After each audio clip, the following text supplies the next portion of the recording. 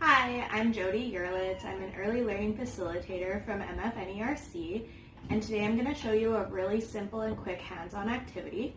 We're going to make our own puzzles. We're going to make puzzles made from recyclable boxes. I like to use cereal boxes. Granola boxes work as well, or even boxes of pasta. So for this, you just simply cut out a side of the box, like I have, and then you just mark the squares with a pen or pencil or a marker. And then all you do is cut the pieces. So depending on the child's ability, you can cut the pieces to be bigger or smaller.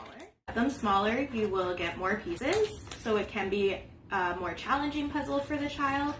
And if you cut the pieces bigger, there'll be less pieces, so it may be easier for the child. So a nursery child might require less pieces, a kindergarten to a grade 1 might require more pieces. So this activity is great for math. It creates problem solving skills, and it's also good for literacy if you look at the letters afterwards and get the child to identify the letters on the picture.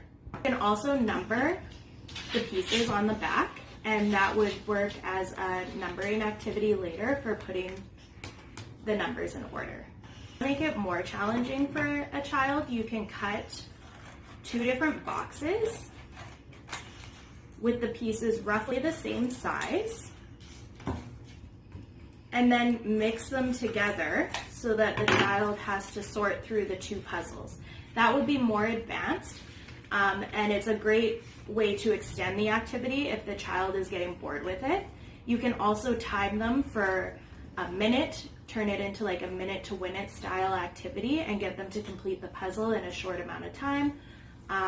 Or you can get them to find the numbers or letters and piece them together.